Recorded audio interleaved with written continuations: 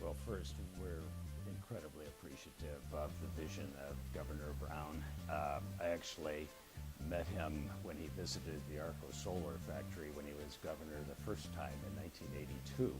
So he's been a long time supporter of solar, and that's really an important part of the role of government is long-term continuity and consistency. When the government policy is clear and consistent over time, then industry can plan, can build infrastructure, can make the investments knowing that that market will be there and can grow.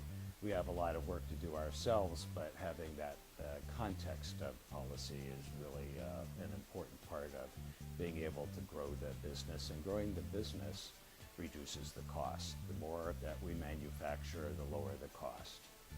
For a company like Applied Materials, what that means is that we develop our supply chain. We're an equipment builder. We build the tools that customers use to build solar panels.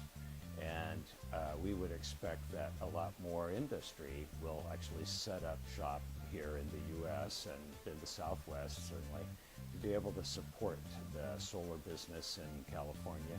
California has been the leading state in the adoption of solar for over 1.5 decades now. So here in the U.S., it's great that the success of the solar business has led to even greater opportunities for the solar business.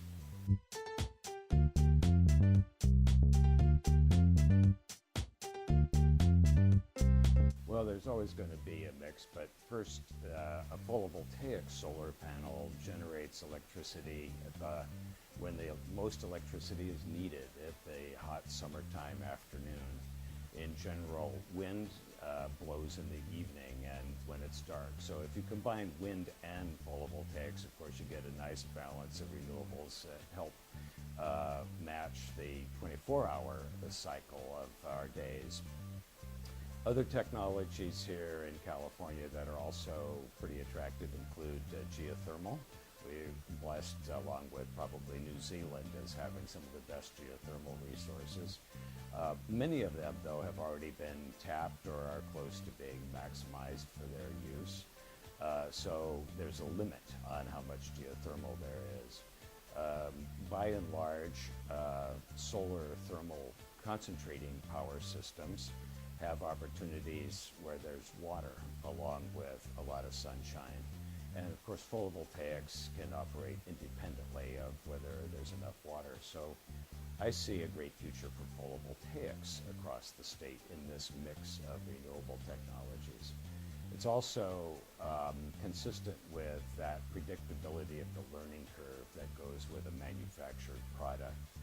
For every cumulative doubling of the number of solar panels that are made, the costs come down by 20%. And this is a very predictable 35-year historical trend that I see continuing on as time goes by. And when all is said and done, the solar resource is the one that will outlast and outlive everything else. Today, there's more than 11,000 times the amount of energy delivered every day in sunlight than what we use across the planet.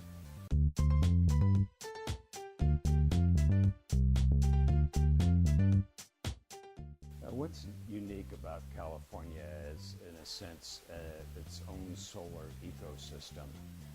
One of the things that we actively participate in here in the Bay Area is an organization called Solar Tech. This is a group of folks that have come from the downstream, from the installers, from the dealers, from the permitting agencies, from the financing institutions. It's not just about the technology. It's actually today no longer about the technology, it's about financing and access to capital.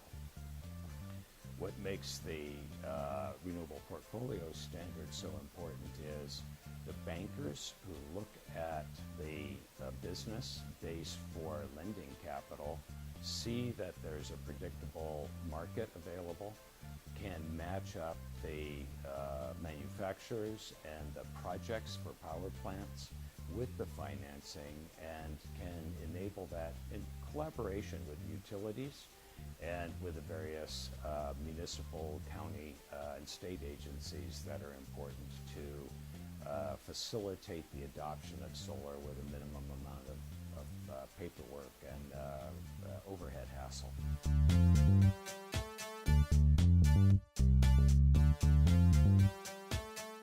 I think the key here, and you can kind of think of this as a small ecosystem.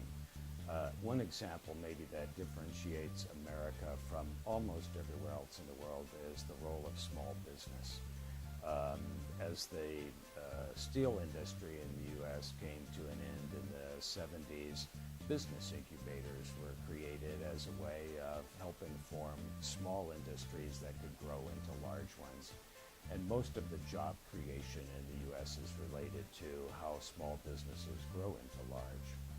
One way to think about this, maybe from where I've been born and have grown up in Los Angeles, the Los Angeles Department of Water and Power and the LA Economic Development Agency, in a sense, form a perfect pairing here.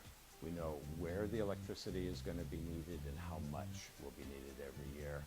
We know that we want to finance the job creation that goes with being able to support that industrial scale up. So putting a small business and growing it like manufacturing together with the delivery chain, with the permitting process, creates jobs in a local economy, creates this cluster that can then be a role model for the replication of this industry around the world. And in a sense, it also sidesteps logistics problems of making something on the other side of the planet and shipping it all the way to California in that example.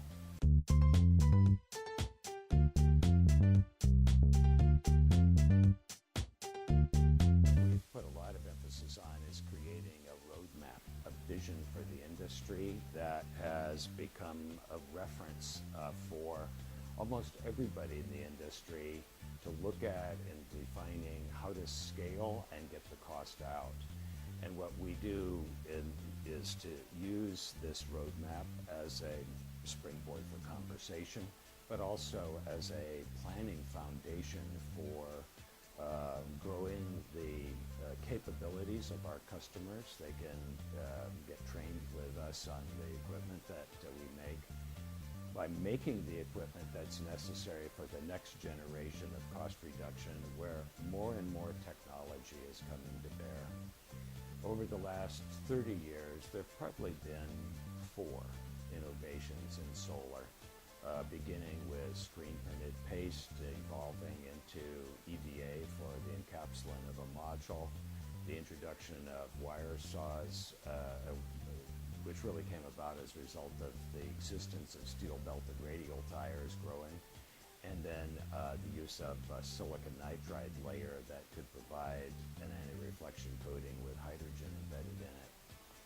Today, there's about double the number of innovations on our customers' plate for implementation in the next 2 to 3 years. Wow. So the scaling of this industry has led to an explosion of ideas and innovations for further cost reduction, has led to the ability to bring the strength of a company like Applied Materials that has really only been in solar for the last 5 years, but has already become the #1 producer of equipment in the industry, together with raw material suppliers like DuPont, Dow Corning, Dow Chemical, major U.S. corporations that are participating in the growth of the industry, enabling innovations in their areas as well, along with the customers who manufacture solar panels and install them in the field. It takes a system. It takes from the large scale, the banking and policy system, to the on-the-ground scale with manufacturing, and having this roadmap be the foundation for being able to be predictable, to be able to align the opportunities in the shortest time possible to be able to bring to scale.